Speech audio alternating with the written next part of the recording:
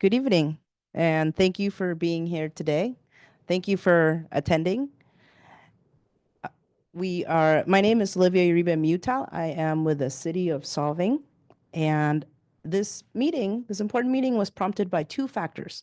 One was we received a number of phone calls due to the recent fires in the LA area asking what is our readiness and what can we do to improve it. So that's one. Secondly, the City of Solving is pursuing a grant, a USDA grant, in order to develop a community wildfire protection plan.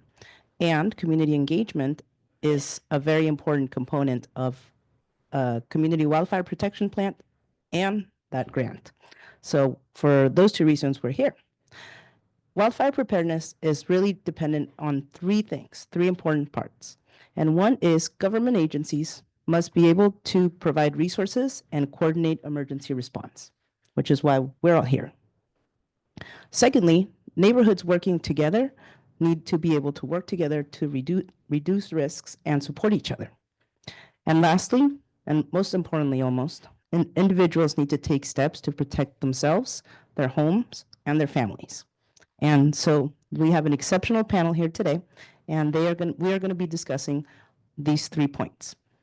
I'd like to begin by recognizing our public officials tonight, beginning with Council Member Mark Infante. He was trying to be inconspicuous. And we have I will introduce everybody on our panel as we get to the. Oh, we have Councilmember Claudia Arona.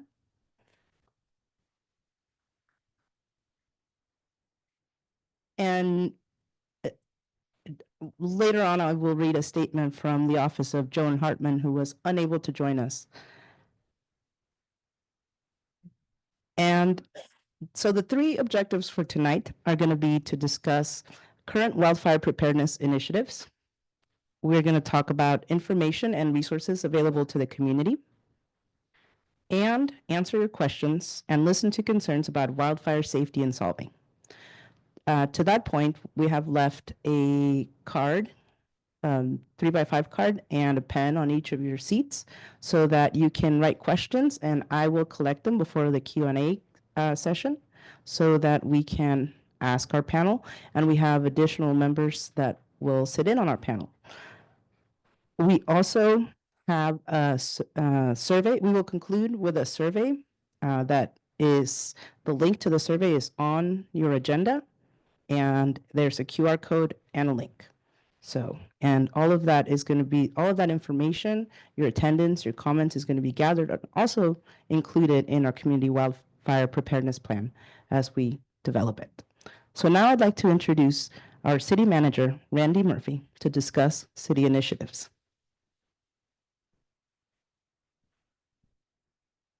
Thank you, Olivia. Okay, so as she pointed out, we determined that we don't have a community wildfire protection plan currently in place. We learned that there's a grant available to help pay for it. Technical difficulties.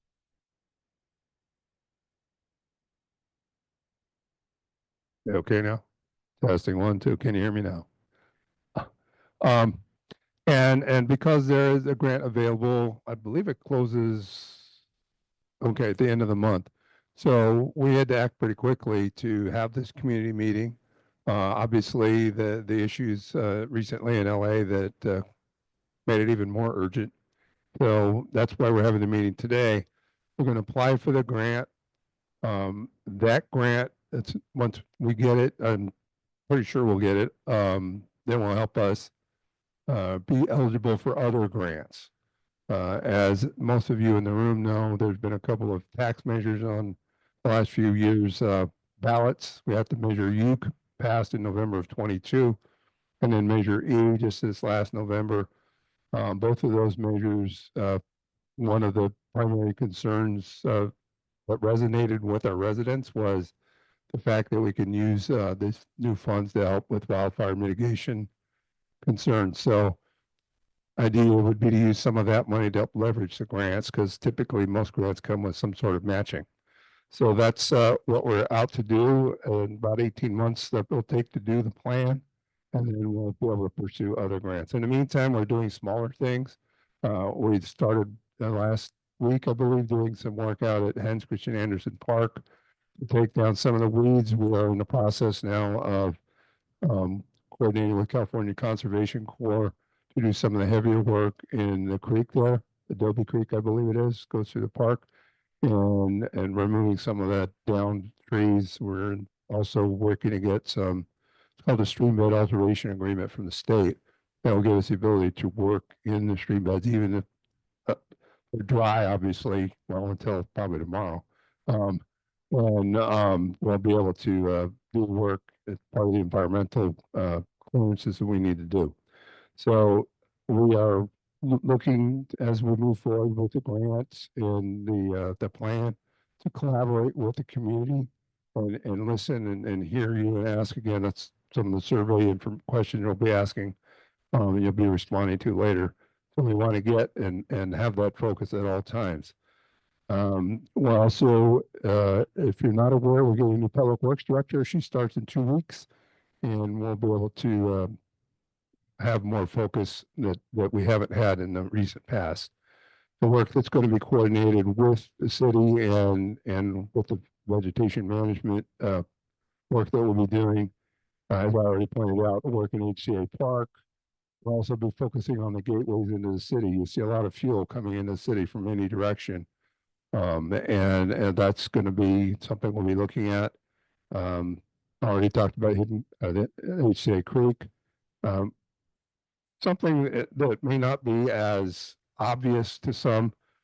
The flyer up here about the cleanup with the waste management contract we have with us is to do quarterly cleanups, and one of the things they do is accept green waste. So if you have stuff that's not going to fit in your green bin, and it come down this next Saturday, February 15th, is when they will be here this time on every quarter. So the next one will be in 3 months. So in May, there'll be one the third Saturday. In August, there'll be one the third Saturday. In November, the third Saturday. So we're out here every 3 months. So to the extent you have an accumulation of green waste or want to plan any work you want to do on your private property, or you can't fit in your green bin, that's the opportunity you have to get rid of it. And can you hear me?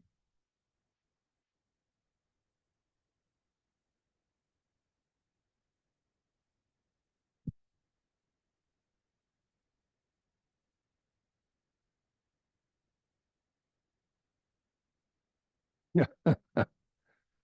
So if you're not a good lip reader, uh, um, so anyway, so that's another way for you to be able to keep your properties clear of the debris that tends to build up, especially in the fall when the leaves come and those kinds of things.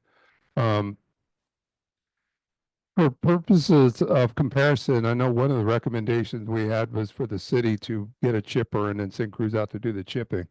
I was a general manager of a homeowners association in Northern California, and we had a chipping program there. We spent in excess of $250,000 a year in that community. It's about the size of Solvang. And it was done by a private contractor, not the crew that worked for me. We had a lot of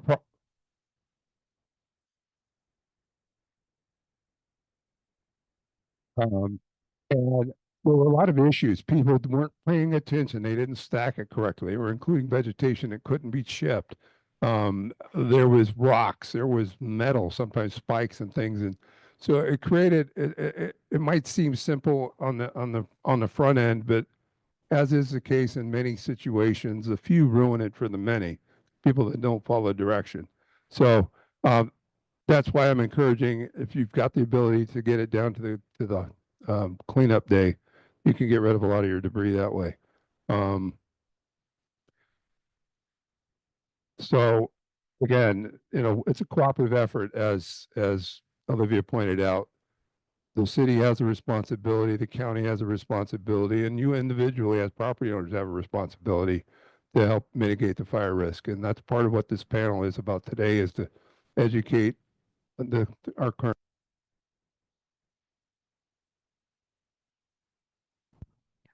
Thank, thank, thank you, Randy. And I want to introduce Garrett Huff, Deputy Chief of Emergency Services with the Santa Barbara County Fire Department, and Frederick Tan, Fire Marshal Division Chief, also with Santa Barbara County Fire, to talk about what the county initiatives have been and are planned. Great. Good evening, everyone. My name is Garrett Huff. I'm the Deputy Chief of Emergency Services.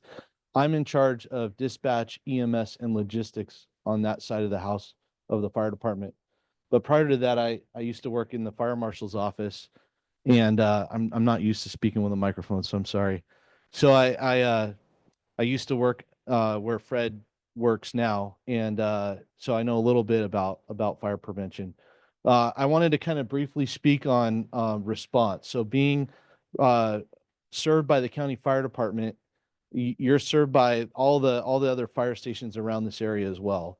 So any wildland response elicits engines, water tenders, helicopters, bulldozers, and aircraft right out of the chute. If the fire is bigger than that, we have automatic and mutual aid agreements with all the other local fire departments in this area. And then we also can ask for the Forest Service to assist, and then the California mutual aid system that we participate in that gets fire engines from all over the state. And then if it's big enough, as you saw down in the Palisades, from all over the country. So that's all at our fingertips. And we have the capacity to call that in a moment's notice. I'm going to hand it over to Fred, and then I'll answer any other questions that I might know, but he's going to know more about this stuff than me. All right, sounds good. Well, Garrett probably knows a lot more than he's letting on. If can you populate that screen? I'm a audio visual guy. So if this comes up. Okay. So good evening, everyone. Again, my name is Fred Tan. I'm the county fire marshal. Just under a year in. Before that, I was a deputy fire marshal. There's a bevy of uniformed personnel in the back. That's part of the fire prevention staff that works for me. And we produce, my staff helps produce this map here. Santa Barbara County is a contract county with the state of California, as well as providing emergency services and fire services to the Santa Barbara County area and Solvang. As a county, as a contract county, we are by contract supposed to keep fires 10 acres or less. I'll tell you, trying to comfort the community, that we're successful at keeping 95% of fires under 10 acres or less over any 5-10 year period. Obviously, the county has significant fire history all throughout, and fires typically like to burn in the same area. So what you'll see is in this map here is a pretty glaring blank spot where there's not a lot of major fires, right? I'd say the city of Solvang is kind of benefits from being in a shadow. It's not the Mission Canyon, it's not the Painted Cave community in the front country, the Palisades, or where I live in Los Angeles County, where you have Santa Ana winds. This area doesn't necessarily have the topography, the weather, the fuel types that carry embers, but we do think it's also very important to fight fire here.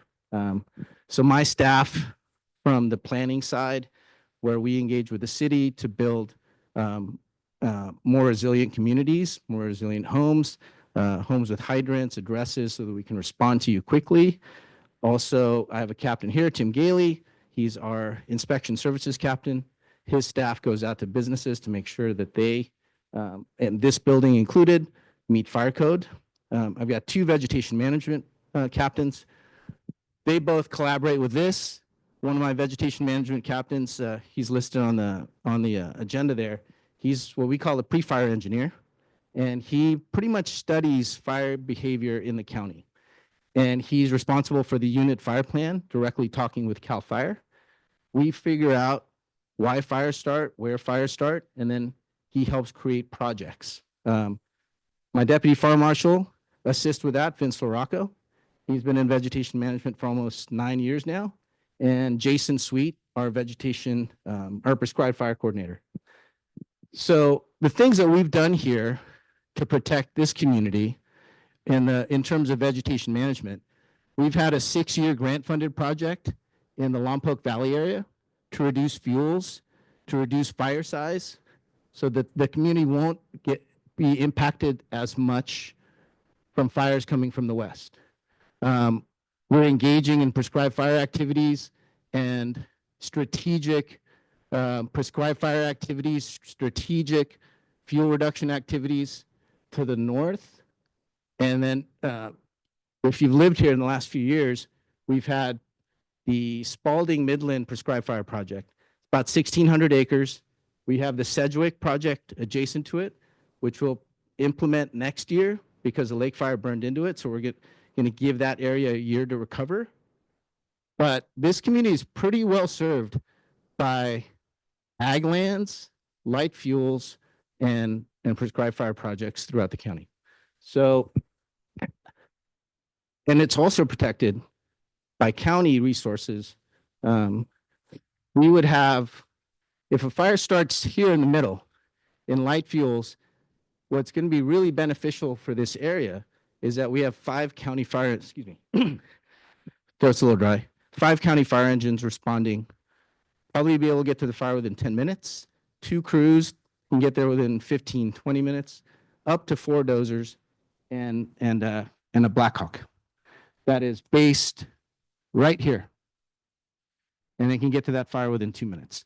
So that is one of the, those are some of the elements that makes us successful, keeping fires at 10 acres or less. So, and then we'll take any questions later. Yeah.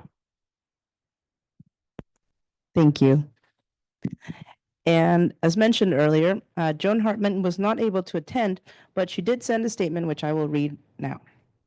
I'm sorry I was unable to attend at the last moment. I had an urgent matter arise this afternoon. Fire safety is something that I am deeply passionate about and committed to. This community meeting is a great step forward for making sure Solvang is fire prepared. I have a vision for the whole Santa Ynez Valley, Solvang, Buellton, the tribe, and all the unincorporated communities to join together in a broader community wildfire protection plan, or CWPP process, and this entails communities and neighborhoods to become firewise.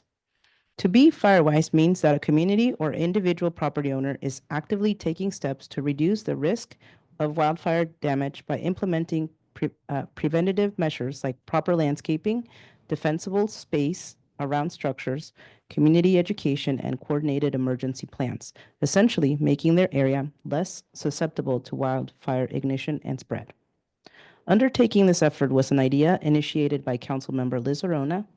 She and Megan Dietenhofer from my office are now working to identify homeowners associations through the valley to start talking and preparing for fire risk at a granular level.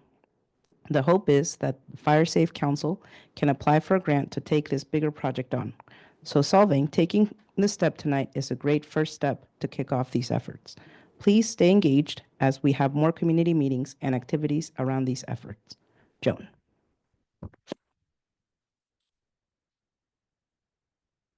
And that's a wonderful lead-in into our next presenter, who is Scott Kaufman, who is the chair of the board of the Fire Safe Council. He will be talking about firewise communities. And I also want to point out that Kate Furlong is here.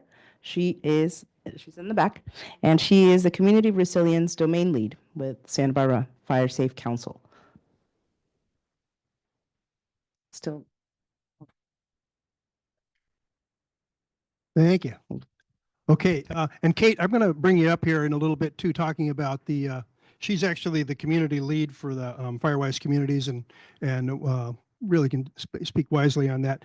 I'm actually not the chair of the board of directors for the Santa Barbara Fire Safe Council. I'm a board of director, but not the chair.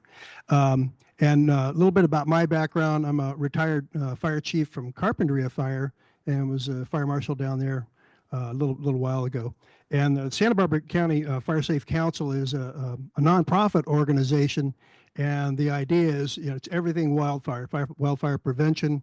And it's been around for quite a while. And what it really does is it really takes the agencies within Santa Barbara County and the homeowners, puts them together and really, from a grassroots effort, has been working for years on that. And more recently, we've been getting into grant funding. And with that grant funding, which we just started a few years ago, we now have about $10.4 million worth of grant funding. And it's really taken off. And my feeling is, maybe just my lead on that would be with the Prop 4 funding that may be happening, that voters passed this really just a few months ago. There's $1.5 billion there. And we think that it's my belief that the Fire Safe Council and all of us really need to think wisely and really get shovel-ready programs ready to go, because I think it's, Governor Newsom has stated that he's going to be spending those funds this coming year, which is exciting, in lieu of the sad fires that we've had in Los Angeles. But if I can, I'm going to first talk a little bit about the grant funding and some of the opportunities in that, and then I'm going to bring Kate up here, because she's the community lead for the Firewise community. As a matter of fact, we were just out this afternoon in Friedensburg, putting together a community right here in Solvang area, so which is really exciting. But one thing I would just say, like on the Community Wildfire Protection Plan, I wrote a grant a couple of years ago for $196,000 with CAL FIRE, and we have finished a Community Wildfire Protection Plan with them for Gaviota. I was a project manager for that, and it was a really wonderful thing. Kate will be talking a little bit about the Firewise components of that, but the Community Wildfire Protection Plan, we had really good community involvement with that. The idea of defensible space and the idea of trying to figure out some of the different projects that might be happening with defensible space. And the other part of that's home hardening, how we can get the homes and get them to a point where we can make the homes resistant to a wildfire. It's a really big parts of the Community Wildfire Protection Plan. There's many wildfire protection plans in Santa Barbara County. Firewise communities, Kate will tell you there's about 23 of them now, which is dramatic. When you take a look at LA County, we're really in the forefront there. Now, the other thing on this, I just wrote a grant for $2.1 million, and we're in our third year now for chipping. And we have a herbivory project, a $1.9 million herbivory project for sheep and goat in that particular one. And then we have another one with the chipping program. And that has been entirely successful. Just many thousands of tons of brush has been removed in the South Coast. And then the hope is coming up in the future that we'll be having a lot more funding in the North County. So we're going to be looking at that. So that's important. Now, I'm an advocate for chipping. As a matter of fact, I've looked at Solvang, and in that particular community here in Solvang, it's my recommendation that you take Measure U funds and potentially, like in this coming, maybe this summer around July or whatever time frame, $75,000 for maybe a 5-week chipping program. And I've looked at all 4 of the districts in Solvang carefully, and I believe that that would be a very good program that we could get the fuels reduced here in Solvang expediently. Now, as my feeling is not to wait a year or two, but to do that. When we look at a chipping program, what that entails is, I just wanted to get just kind of into the weeds just a little bit. What we do is we get a contract crew, again, which the city manager talked about, and then we would go down some of the roadways in Solvang that were feel at threat, and then we would we would cut the brush and trees on the roadway system. And what that is we would cut the trees back and the bushes 10 feet on either side of the road and a 13-foot-6 height limit so that the fire trucks can get through there. And then additionally, while they're going through that area, the homeowners would be told in advance, the street, and the time, the week that we would be there, and they would take all their brush, they'd put it out at the end of their driveways, and then we would go ahead and take that brush, and then we'd chip it and dispose of it. Additionally, we would have a dumpster ready to go for invasives and those kind of things that are not chippable, and we'd have a dumpster available in the area for them as well. So the idea of from the homeowner point of view, homeowners are responsible for the first 100 feet around their homes. They could cut that brush. but they wouldn't have to get rid of it. We would get rid of it for you. Basically would take the expense to the homeowner and cut it in half, which is what, wonderful thing to do. And again, the other part of it would be to making access and egress on the road systems with that chipping. And it's been highly successful. I would just say one thing, maybe one success story, the Ridge Fire that the county fire did such a great job on.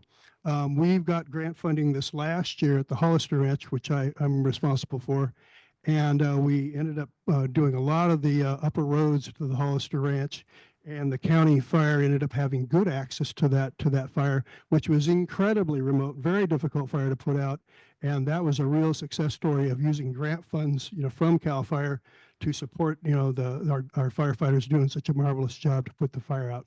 So any case, that's just a little bit about the grant funding, a little bit about the chipping program, which I advocate. If I can bring Kate up here, I don't want to, I'd rather have an expert talk about the Firewise part, which again, we're totally advocating in all 4 districts in Solvang, and she's our lead.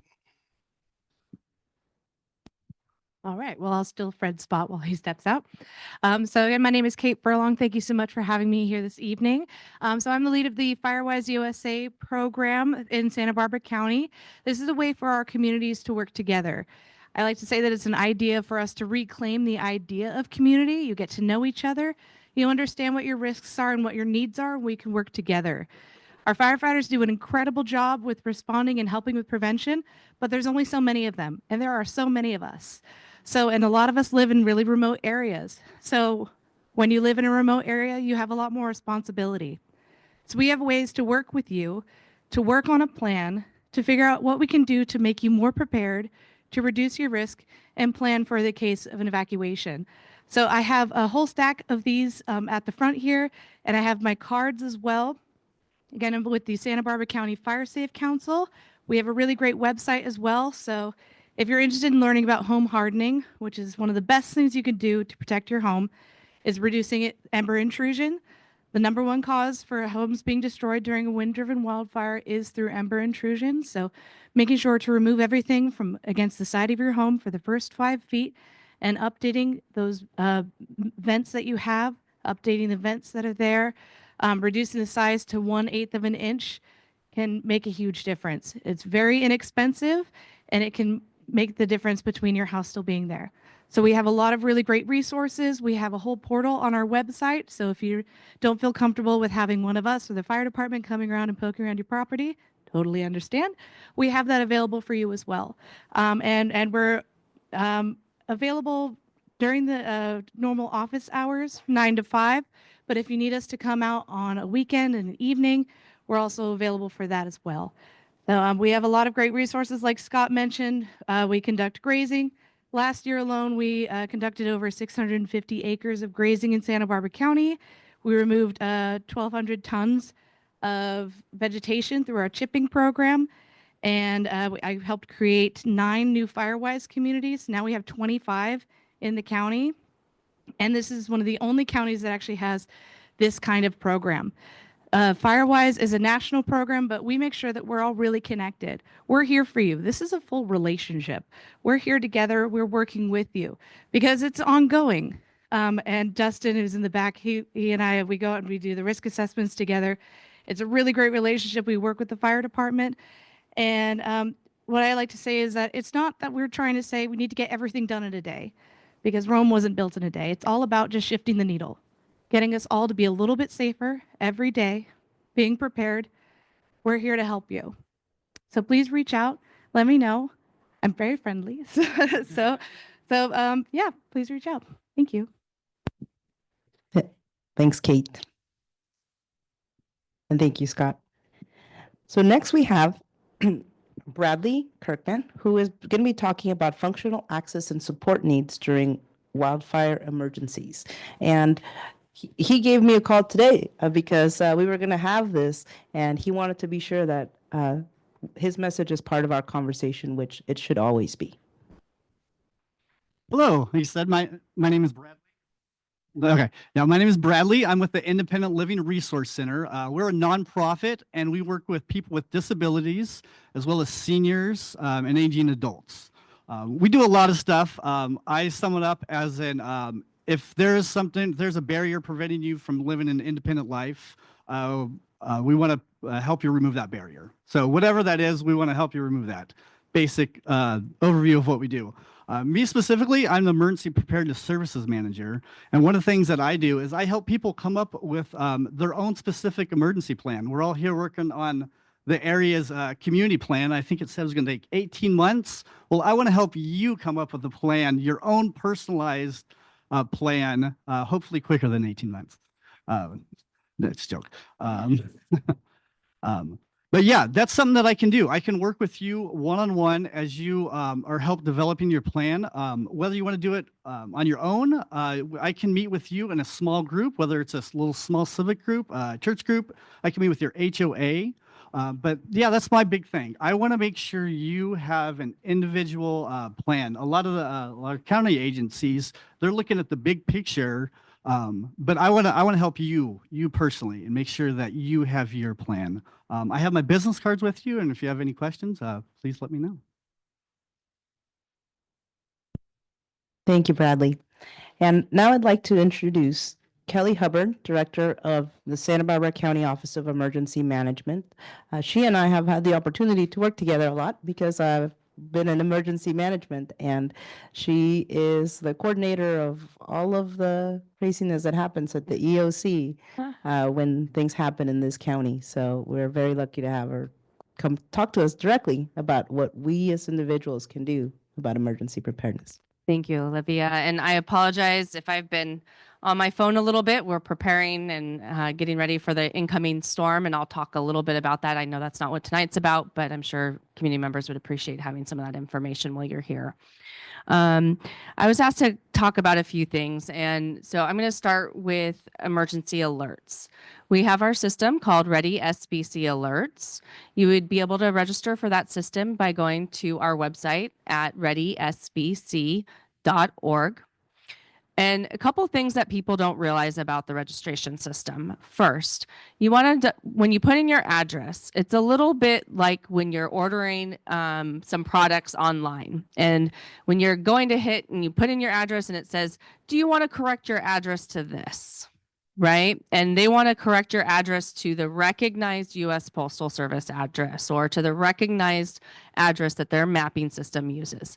So when you are registering, you want to click yes. It is very important that your address is correctly listed. I'm going to give the example from Lake Fire. We had some residents who were registered. They wrote their address as FIG MTN for Figueroa Mountain. They did not receive the alerts because our alerts are geocoded, meaning they are based on what your address is. And so because they didn't enter their address correctly, our system couldn't pull up their contact information. So when you put in your address, you do want to make sure it's located properly. If once you put in the address, I know we have a lot of very large properties here in this community in Santa Ynez. Sometimes your house is offset from the street, or sometimes you're down an access road. You can actually pick up the little pin when you're in the system and move it to where your home is if it is not correct when you do that registration. And then it will be based on where that pin is. That is best done from a computer. I will say that. I will say that that functionality of moving the pin does not work great from a phone. Okay. You can register up to 5 addresses as well. So if you want to register where you work, where you live, a spouse's location, or I know when my child used to be at home, I would register myself for her school address. So you can register up to 5 addresses. And then you can register lots of different contact methods. So you can put in an email address, you can put in a landline, a cell phone number. For a cell phone number, you do need to indicate, can that cell phone receive text messages and phone calls? If you just say one or the other, you will only get it one way. And I know in this community and in Santa Ynez Valley, I live here in the Santa Ynez Valley. Sometimes there are parts of this valley where text message works best. So if you didn't check that to say, yes, that phone number can receive text messages, we're going to try to call that phone number. And I know that doesn't always work best for all of the locations in our county. Okay. You can enter an email address for email notifications. As I mentioned, the cell phones, landline phones, for text or phone calls. So that's in regards to our emergency alerts. If you registered in the past, I recommend you go in and update your contact information or double check it. Make sure you didn't have any typos, or if you've changed a phone number or an email address. You know, sometimes we end up getting hit with too much spam in one email and we update it and we get a new email address. You want to make sure you have the correct email in there for yourself, okay? Evacuation was another topic I was asked to speak about. For evacuation routes, we recommend that all community members understand multiple ways to get out of your community. Most of us, we take one or two ways into our house, right? I always turn on the same two streets most of the time. Occasionally, I might come from a different direction. But when we talk about emergencies and disasters, you may not always be able to get out the same way that you use every day, day in and day out. So you want to identify those additional routes. We do have community members who live in areas that have what we call single ingress or egress, meaning there is truly only one road in or out. For those communities, one, highly recommend that you evacuate early. Typically, when we say it's an evacuation warning, you really do want to consider leaving at that time because you do have that single route in and out of your community. If you do get stuck within your community and you cannot get out and you are threatened by that incident, that is definitely the time to use 911 as needed, right? We do have a county-wide study that is for unincorporated county related to evacuation.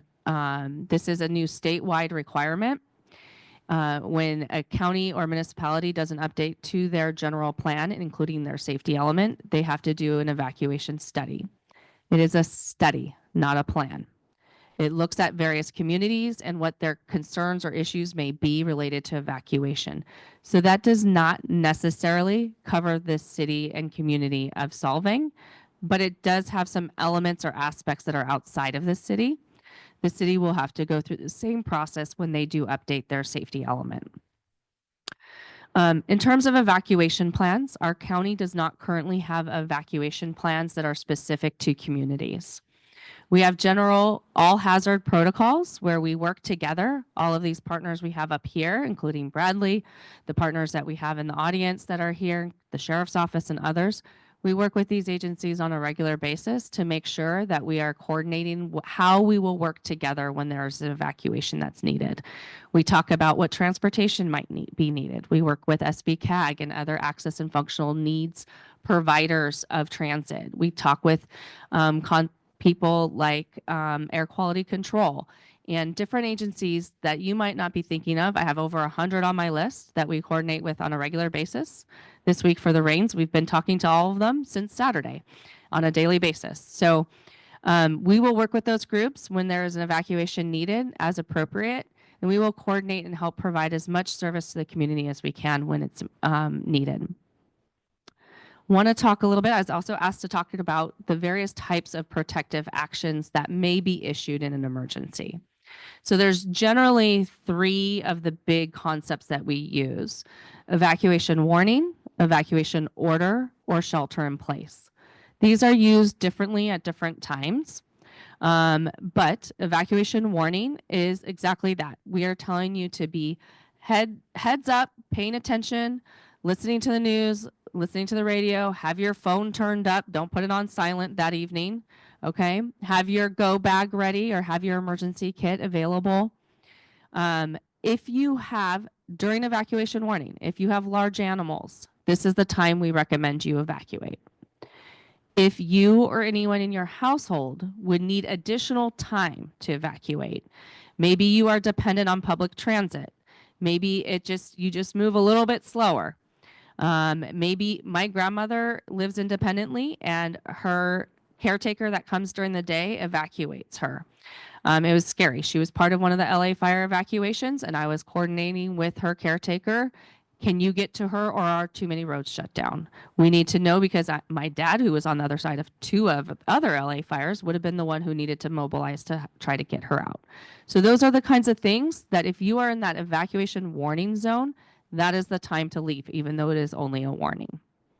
Evacuation order means exactly that. We recommend that you get out and you get out now.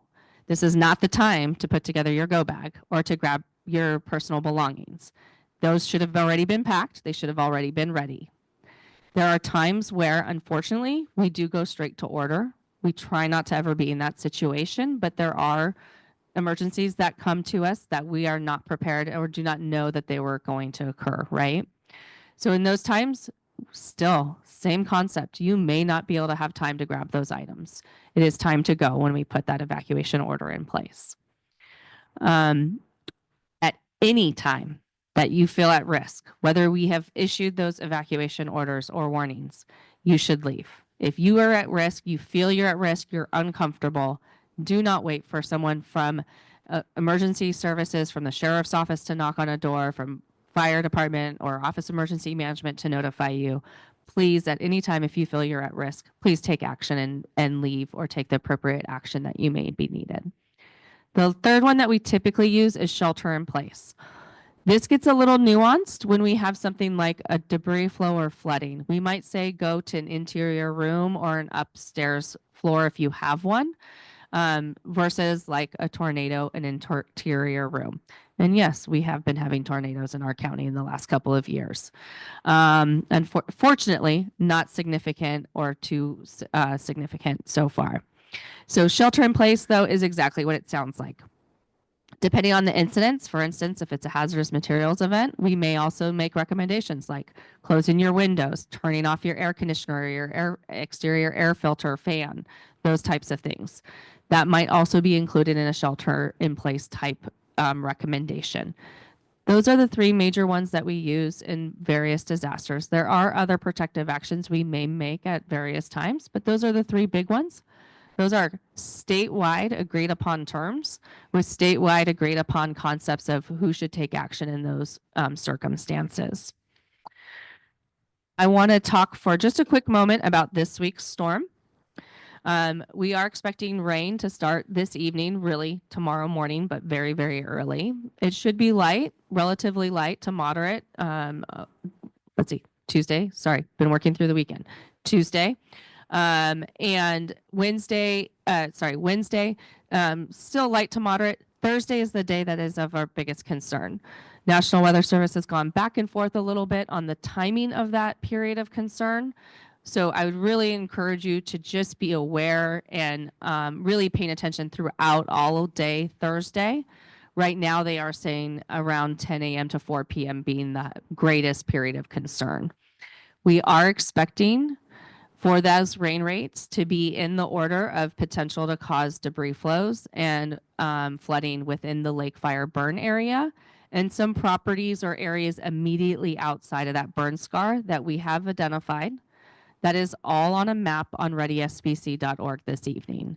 That area is in an evacuation warning. So as we just discussed, if people in that area have animals or it might take them longer to evacuate, they may want to consider leaving now.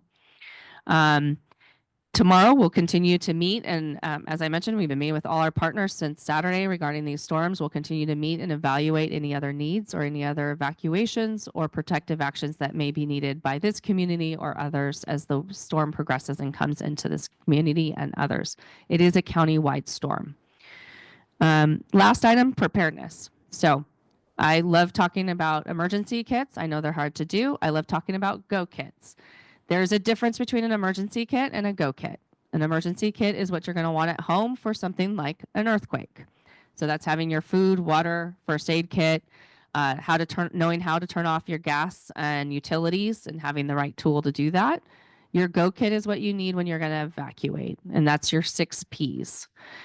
People and pets, papers, all of your important documents, personal devices, phones, laptops, the chargers for those items, your pictures or your memories, right? What are the things that you're going to want to grab because those are important to you? Prescriptions, that includes glasses. And then your plastic, meaning your credit cards or cash that you may need if you were to evacuate. And so your go bag, different than your emergency kit.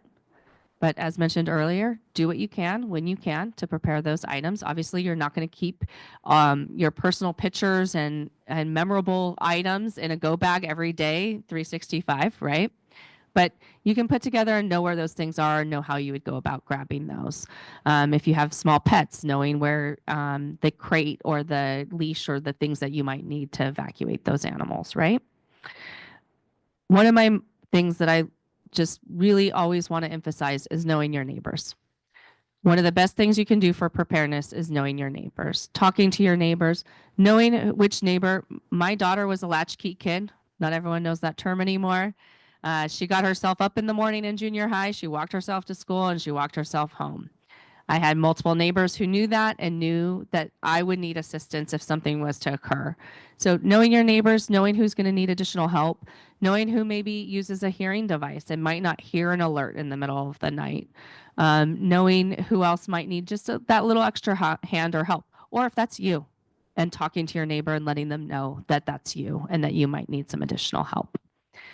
With that, I'll turn it back over to Olivia to facilitate Q&A. Thank you. Thank you, Kelly, and to everybody who had so much information to provide to us. And I'm sure that raised several questions. So if you have a question, if you want to pass your cards over to this side and forward. And in the meantime, I will introduce some folks in the audience that are also available to answer questions. We have Santa Barbara County Sheriff's Office Commander Jason Grassini. Thank you for being here.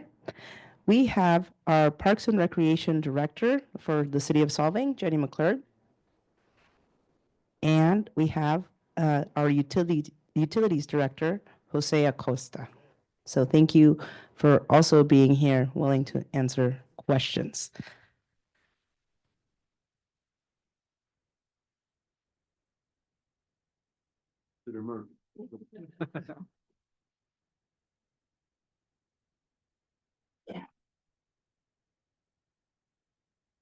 All right, so I will start. Oh, thank you.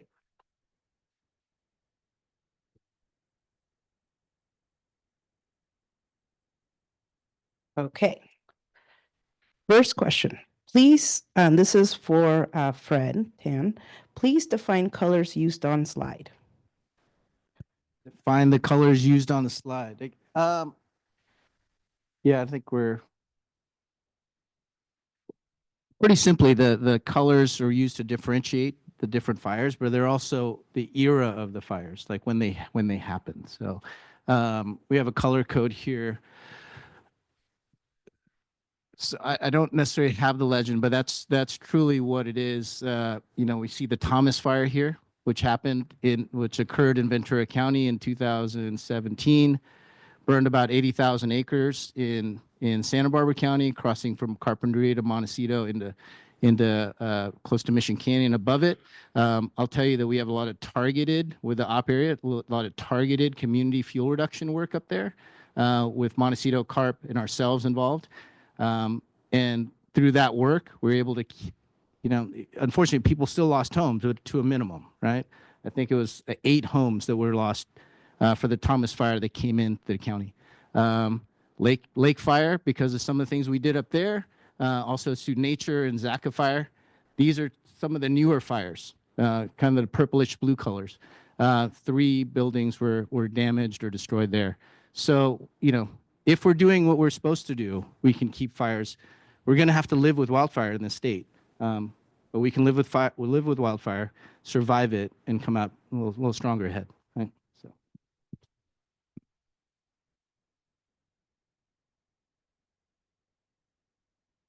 Thank you.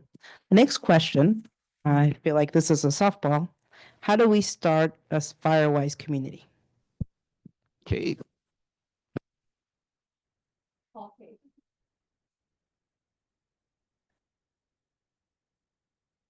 Call me. Yeah, so to start a Firewise community, first you need to create a community. So you need to figure out if it's just with your direct street or if you want to include several blocks. If you have an HOA, you need to figure out how big you want your boundary. So reach out to me first. Happy to walk you through every step. But then when you create a committee. So we want to make sure that your plan is representative. So it's not just coming from your own ideas. We want to make sure that it is actually feeding into your own neighbors and your community and being representative of that. So once you create your committee and we figured out where your community is actually going to be, I go out with the fire department, usually me and Dustin, and we conduct a risk assessment. And that's where we go around and kind of get a baseline assessment of where your community is at so that we can provide you with a whole list of recommendations. We then use these recommendations to create a 3-year action plan, and that's just goals for your community to work towards. Again, like I said earlier, it's about moving the needle. It's not about getting it all done in a day. We want to make sure that this plan is sustainable, and I want you to have more opportunities to celebrate and have successes than feeling more challenged. We already have enough challenges going on. We want to work together. So please, if you're interested, feel free to reach out to me. My email is kfurlong, Furlong, at sbfiresafecouncil.org. Thank you. Thank you, Kate. Next question is, evacuation plans are fine, but events can change the planned routes. Is there any way to update the viable routes in real time and inform the public? Thank you for the question. Yes. So this is one of the reasons why there aren't evacuation plans that specifically say this home is going to evacuate this way, right? Because those routes do change. That's why we recommend community members understand multiple ways out of their community from their own home or their place of work. One of the things that we're hoping to do, or we always try to do in evacuations, is if we can provide a location, a location for you to go to, we will try to do that. That may come up in a follow-up notification or communication because we don't want to delay getting a notice out by trying to find a location, right? So it might come in a follow-up email or a follow-up phone call where we say, hey, please go to this church. This is a meeting point or a meeting place for everyone to meet at and get more information, or just to be able to check in with each other and feel like they're in a safe location. One of the things that we will try to do when we can, but again, it's a difficult concept, is if we need to or we can, we will try to say head north or head south. That's often something we can't do in most emergencies. So it's not too often you're going to see that, but when we can, we may provide that if possible, or if the situation dictates it specifically, right? If a specific situation dictates that we indicate the community should head towards Buellton or something of that nature. I'm just throwing out a random example there, but it's not too often that where we can say, use this exact street or use this exact route. It may be more common for us to say that a specific route might not be usable. Maybe something more like the 154, this direction is not passable. It's too hard for us to communicate what those will be ahead of time, as noted in the question, but we will do our best to include that information when we send out notices, and always try to include that information on readysbc.org as that event continues to change and adapt. Jason, do you want to add anything else to that? Okay. Hopefully that answers your question. If I didn't, please let me know. Thank you, Kelly. So the next question, and I think it could be for anybody, but it's how do we prepare for earthquakes? And one of the reasons, even though this is a wildfire preparedness meeting, really emergency preparedness is systematic, and at its core are all of the things that this panel has talked about. So that includes the agencies are doing their best to prepare for all of these different scenarios in a lot of different ways. And today we focused on wildfire, but we are continuously aware of the risks and how to mitigate them. Communities, neighborhoods are responsible for being aware of how they can help each other in the various scenarios. So also, like Kelly mentioned earlier, knowing your community. And individually, we need to always be aware and alert of what those notifications are, what the warnings are, ready to go, ready to stay, ready to have a contingency plan to meet our families elsewhere, and have an out-of-state contact, etc. Those things are always going to be useful, whether it's a fire, a flood, an earthquake, and I always joke, a plague like COVID. So a lot of those principles are there, but if anybody else wants to address that. Yeah, a couple items and then I'll pass it over for anyone else here. So for earthquake readiness, one is consideration of earthquake insurance, which I know not many people have, but it is something that should be considered. It rebuilt my grandmother's house twice. So something for consideration. Also, if you have an older home with a foundation, looking at brace and bolt programs, bracing and bolting your home structure. The state does have a program called Brace and Bolt, and I was just trying. The website is not an easy one for me to repeat here, but if anyone's interested in it, I can make sure that we share it to Olivia, and anyone who comes up, I can help you write it down. And then, so that's a program that different zip codes at different times can be eligible. And I know my house currently, so I'm in Santa Ynez, is eligible. So it's by zip code. And I'm not sure all of the zip codes that are eligible right now. So this zip codes in this area may be eligible in Solvang, since my zip code is currently eligible in Santa Ynez. Brace and Bolt gives you grant money to help you put in bolts or braces associated with your foundation to your home. And so that's a program to look into to help you fiscally with that consideration. Additionally, we mentioned emergency kits are much more applicable to earthquakes. So having food, water for 5 to 7 days if possible, having a first aid kit, having that tool to turn off your water or gas if needed. Do not turn off your gas unless you smell gas. Post the Sylmar earthquake, it took the gas company 3 weeks plus to turn on everybody's gas back on, because everyone just turned it off. And so you don't want to turn off your gas unless you need to. If you smell it, definitely turn it off and know how to do that, and have that tool that you might need to turn that off. Other concepts would be to, if you have a Android-based device, you will automatically get alerts for early warning for earthquakes. If you have an iPhone device, you will want to look at downloading or looking at registering for early warning through the state of California. And I can look up that information here and share it with everyone as well. I wasn't prepared with that ready to go. So, but I can look at that and share that with anyone who would like it. And if there's anything else from anyone else out here. I actually have a whole lot of hardware and like museum wax for just like shelves and stuff like that, kind of the smaller things. So if that's something you're interested in, I got that. I had a person to do it. I'll have to research at the end a little bit, but yes, that stuff I have available if anyone wants. To stabilize things from falling off. Yes, exactly. Thank you. No. There's, if I can add, there's also My Shake app that you can download that will also give you the early warning. And it's very short early warning. It's not like you're going to get an extra half hour. you get like a few seconds to realize that that's your phone warning you, and you've got to move right now. Another question is from the San Ynez Valley Citizens Council: do we have wide enough roads for large fire trucks?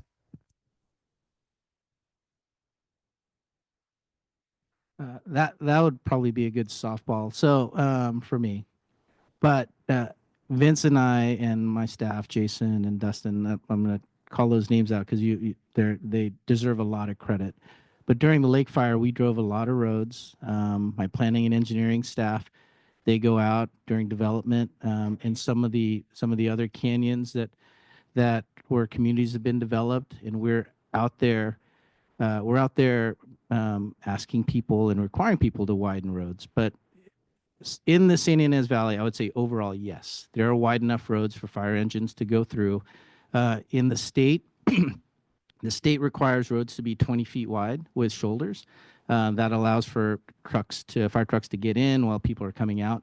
I really haven't seen any issues through this area to make, especially during the lake fire.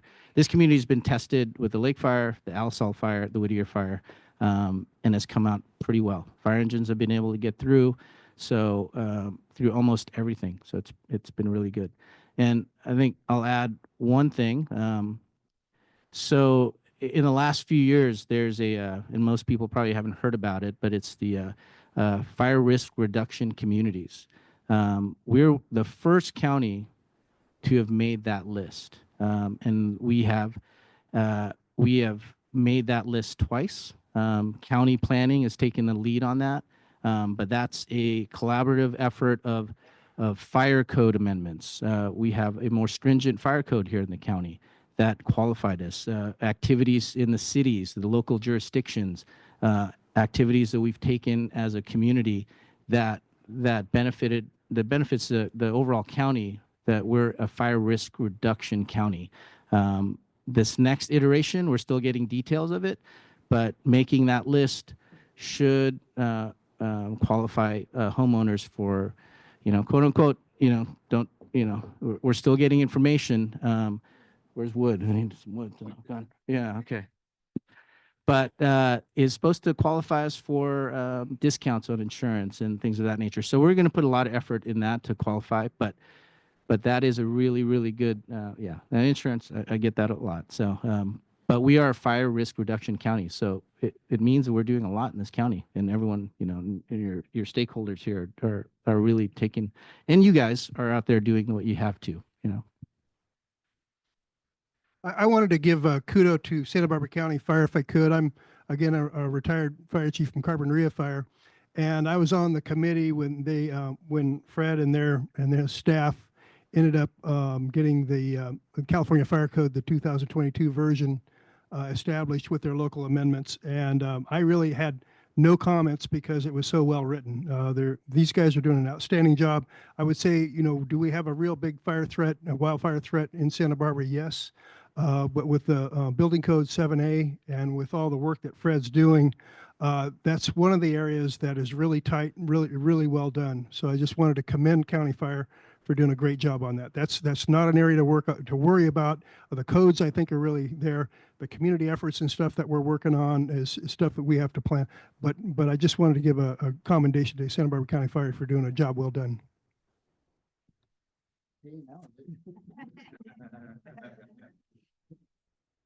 Thank you. Here's the question that's a little bit of a compound on something we've already touched on, but it does talk about water access. So it says, what improvements are made to our roadways and water access to ensure fire trucks can easily reach affected areas? So maybe talk about water availability.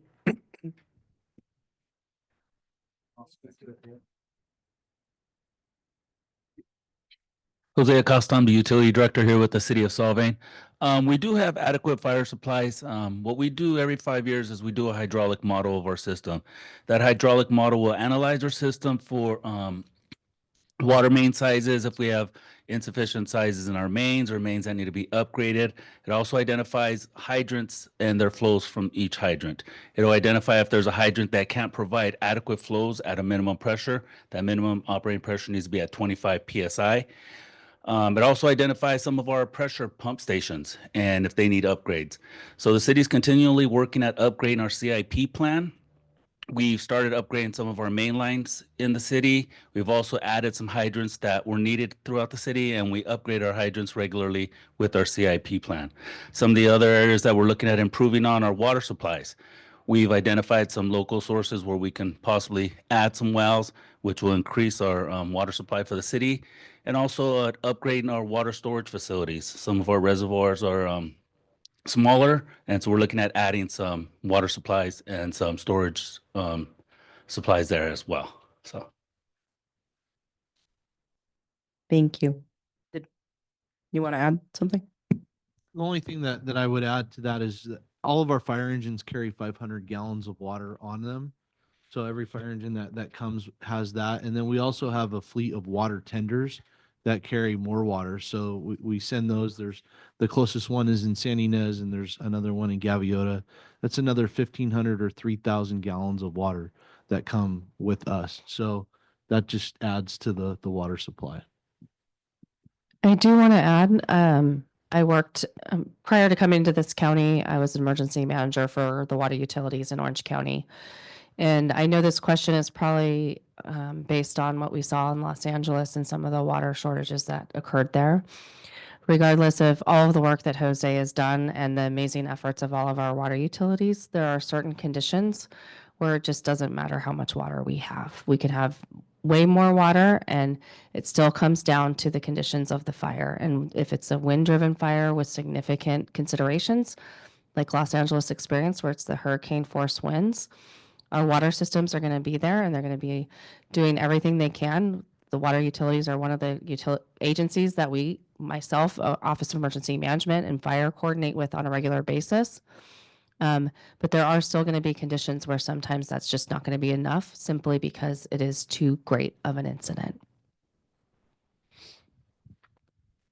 Thank you. And this is probably for City Manager Murphy. How are the current rules / laws to clean up urban properties being enforced? Well, we have a code enforcement officer. And she visits and goes around regularly. I know I've only been here not quite 2 years, and there's only been one instance that I'm aware of since I've been here where we had a derelict property, and it was persistence and cooperation, and we finally got the property cleaned up.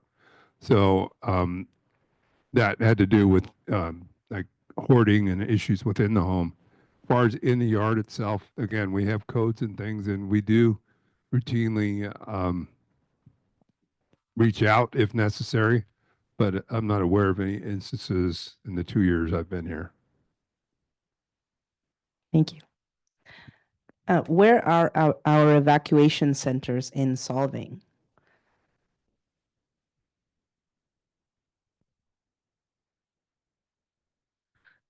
So there are many locations throughout the county that are pre-identified by the American Red Cross or County Department of Social Services that could serve as evacuation centers.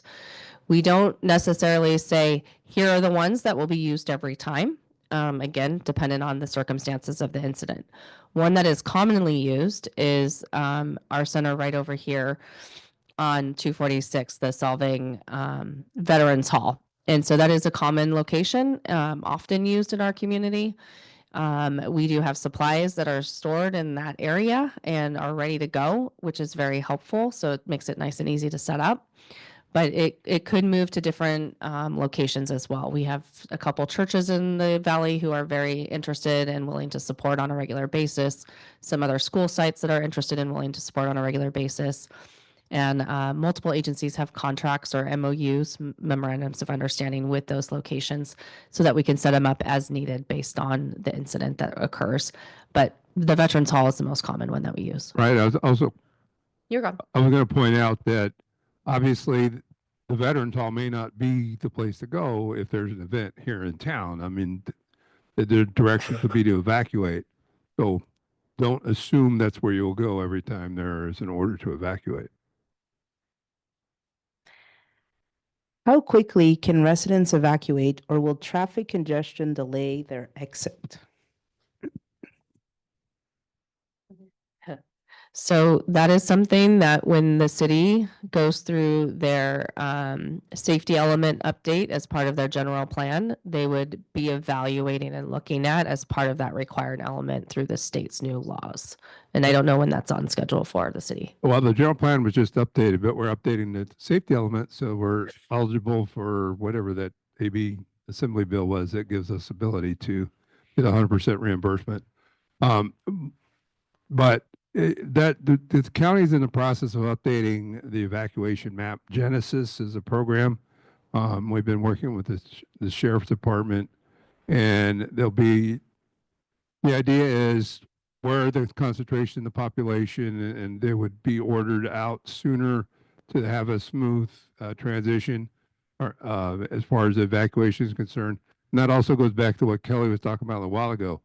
If you take longer to get out, if you've got bigger animals to move out, take advantage of because the warning comes before the order most times, but they can come quickly. I know when I was in Lake County, we had a evacuation warning, and then like within 15 minutes, it was an order. So it depends on the conditions and what the event might be. Thank you. And the last question we have is, Are we solving benefiting from low wildfire danger regarding insurance companies? So what is our insurance rating? And is there an ISO rating for wildfire preparedness? So I don't know if Scott or Randy. And Fred can talk more about this. I know they're updating the hazard risk coming up very soon, but we are a very high hazard community, I believe. It's all like among the highest that can be.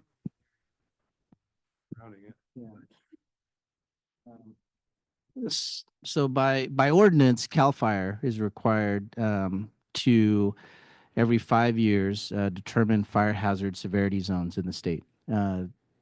Last year, they completed and adopted what's called state responsibility areas, the fire hazard severity ratings. And because of the Eden Fire and Palisades Fire, a lot of CAL FIRE staff was assigned to that, or is assigned to that. There is a local responsibility area process going on right now. So I think in March, all the jurisdictions are going to be reviewing the LRA, Local Responsibility Area Fire Hazard Severity Zone ratings.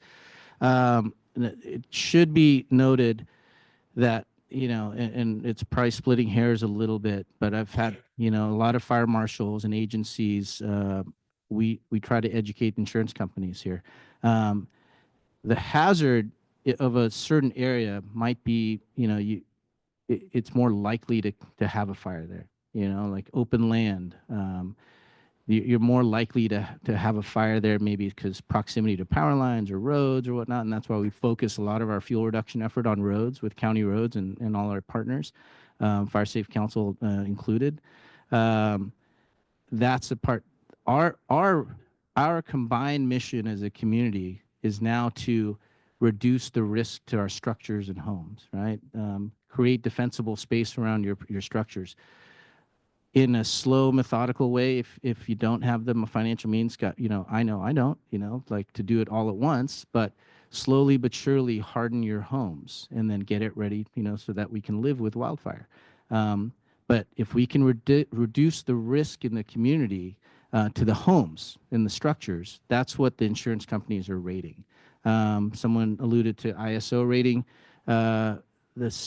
Individual cities can, and the county can go and get ISO ratings. We don't have a countywide, we haven't had a countywide rating in a while. We do have one. It's not fair, but we're a rural community, right? We don't have, LA City has 98 fire stations and 130 fire engines and 3,000 firefighters. We don't have that here. But we are working to make sure that we reduce risk. And I think that should catch up, If it makes you feel any better, it's worse in other states. It is way worse in other states because a wildland fire, can be destructive.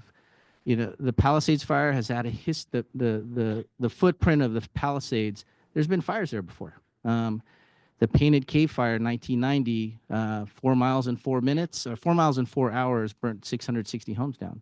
The Cave fire in 2020, one outbuilding, and so there's a difference, and there's things we're doing in this county to reduce risk, but we also have to educate the insurance companies. But those are few, those are instances where fires are 20, 30, 40 years apart, where a tornado, I started my career in Austin, Texas as a firefighter there. A tornado can go over the same piece of land in Texas every single week, every single month, every single year, right? So same in Florida. There's hurricane codes in Florida, and hurricanes tend to wipe out Florida as well. So, but yeah, those are, maybe not a satisfying answer, but yeah, we have to work together we'll reduce hazard if you get, and then we'll all work together to reduce risk. Right? One more thing. That reminded me, I just got an email on Friday from state, and it is identifying that, as Fred was mentioning, the cities have to adopt local hazard codes and stuff, right? And so it says Central Valley and Central Coast will be released on March 10th. And then it says once these maps are released, cities and counties must meet these statutory requirements, have to make it available to the public within 30 days, have to adopt ordinances consistent with the findings related to that within 120 days after that. Oh, no, sorry, after 120 days of the map release. And then we have to, after it's adopted, we have to send the information back to the state. So that information will be available very soon. I said March 10th, so that's only a month away. Real quickly, I had mentioned a website and it's a little bit long, but for those of you who may want to write it down, for the Brace and Bolt program. So that's to be able to do some bracing or earthquake remediation at your home. So apologies, this is not my website. It's long. It's the California Residential Mitigation Program.com. At least it's not abbreviations, but California Residential Mitigation Program.com. And that's the website that has information about how to do the brace and bolt program. It has additional information about earthquake mitigation for your home. One other concept that's come up quite a bit tonight is what are the hazards that impact me? And the County Office of Emergency Management is working on getting an interactive map up on our website that would help you look up your address and see what type of different hazards may have an impact on your home or where you work.